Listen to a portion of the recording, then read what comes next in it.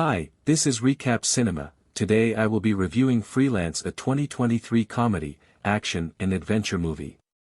Mason says he wanted to be a lawyer, but he didn't want a regular existence, so he left law school after just 1 year to join the American Army. He fell in love with his wife Jenny and had a daughter named Casey after he did well in training and was chosen for Special Forces. Mason's squad is slain while on a mission to assassinate tyrant Juan Vanegas in Paldonia, South America. As a result, he suffers severe injuries and must return home to resume his legal profession. Mason and Jenny have been stuck in their suburban lives after a number of years. Sebastian Earle, Mason's former boss and owner of CDI, Contract Defense Initiatives, a private security company, pays him a visit. Mason receives an offer from Sebastian to guard a journalist who is going to Paldonia to speak with Vanegas.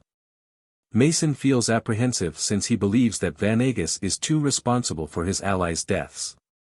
Nevertheless, Sebastian uses a $20,000 payment to persuade him to accept. Mason does research on award-winning journalist Claire Wellington, who lost her reputation due to a fact-checking incident. Mason and Jenny argue, and Mason decides to vacate the house. Mason chooses to depart even though Jenny is upset that he is risking his life for the mission. Mason and Claire take a plane to Paldonia after meeting. Claire notes that Vanegas has never before consented to an interview, so this is her chance to start over in her career. Mason and Claire are picked up at the airport by Vanegas. Claire's college roommate Ellie, who introduced them, is a common acquaintance of Vanegas. Although Vanegas speaks well of his nation, it is obvious that the people in the capital do not share this sentiment. All of Vanegas' protection is slain as extremists attack the caravan traveling to his estate. Taking command, Mason eliminates his assailants. Thanking Mason for his assistance, Vanegas informs Claire that the attack was actually an attempt at a coup. Mason, on the other hand, is keen to leave the nation, but Claire insists they stay to cover the story. A call informs Colonel Jan Cohorst that every soldier has died. Mason asks Sebastian for assistance while he and Claire and Vanegas navigate the jungle. They are then led to a clearing where a rescue vehicle is waiting. When Vanegas phones his nephew Jorge Vasquez, he finds out that Jorge planned the assassination in order to take over the government. Even though Claire is disappointed to lose this chance to advance her career, Mason demands they depart. Mason and Claire are ambushed by mercenaries and pursued through the jungle while they wait to be extracted. After Mason murders the majority of the men, Vanegas arrives to protect them from one last assailant. When Cohorst and Jorge get together to talk about the matter, Cohorst tells Jorge that his clients are upset that Vanegas hasn't been killed yet and makes threats to kill Jorge if the job isn't done. Due to his advanced age, Mason informs Claire that this will be his final mission. He also discloses that he is unhappy with his career as a lawyer and is divorced from his wife. Mason and Claire accompany Vanegas to his childhood home, a little village where he is well liked by the community. Claire records an interview with Vanegas, during which he acknowledges that outside forces have supported his presidency for a long time.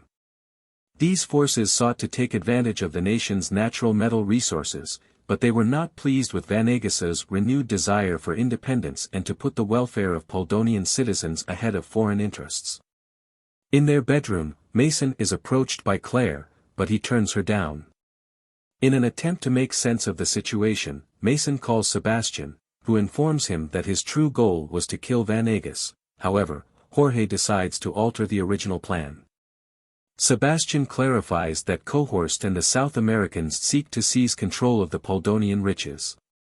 Mason, Claire, and Vanegas are forced to flee on horseback when Cohorst and his men arrive at the village. Mason and Vanegas escape during a chase, but Claire is apprehended. Mason is informed by Vanegas that while he was aware of Jorge's plot to kill him and Mason's army mission years prior, it was rival contractors' friendly fire that killed Mason's troops, not Vanegas's. Mason learns from Vanegas that he is friendly with the leader of the opposition party and that he finances the rebels in order to support their propaganda and foster nationalism. A mob of angry Poldonians shows up and attacks the mercenaries before Sebastian helps Mason arrange a deal with the South Americans for Claire's return. Mason, Venegas, and Claire enter the palace covertly while Claire broadcasts live from her phone. General Martinez shows up and shoots Venegas after he and Jorge make up. Martinez is killed by Venegas, who escapes injury, but Jorge is shot and dies. When the South American mercenaries and the Poldonian military show up, Venegas delivers a stirring speech that persuades the soldiers to fight alongside him, and a gunfight results. Mason and Cohorst fight while Claire records, and Cohorst admits that he killed Mason's men. After Claire renders Cohorst unconscious, Mason fights the remaining mercenaries, saving his life. When Sebastian shows up with some reinforcement troops, the South Americans are eventually driven off. Global news coverage highlights the incidents and Claire's courageous video. Later on, Venegas said that Poldonia would soon hold a free election and resigned as president.